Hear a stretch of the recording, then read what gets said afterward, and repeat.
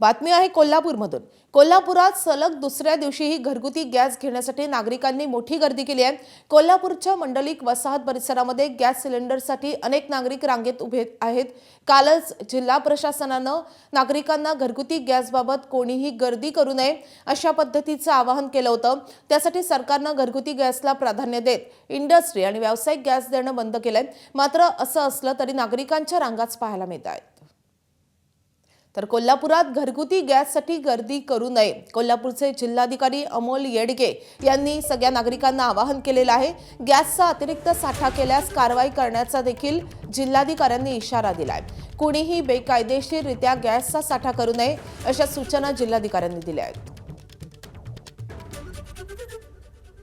साधारणतः आपला जिल्ह्याचा दररोजचा मागणी घरगुती एलपीजीची 28,000 असते।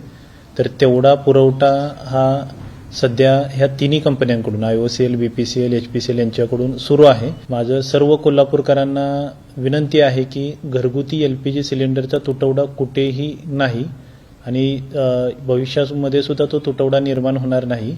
त्यामुळे ज्या सूचना आपल्याला बुकिंगसाठी दिलेल्या आहेत की 25 दिवसांच्या ॲडव्हान्स बुकिंग आपल्याला करता येईल, त्या सूचनांचं पालन करून आपण एलपीजी प्राप्त करून घ्यावा। एबीपी माझा, उघडा डोळे बघा नीट।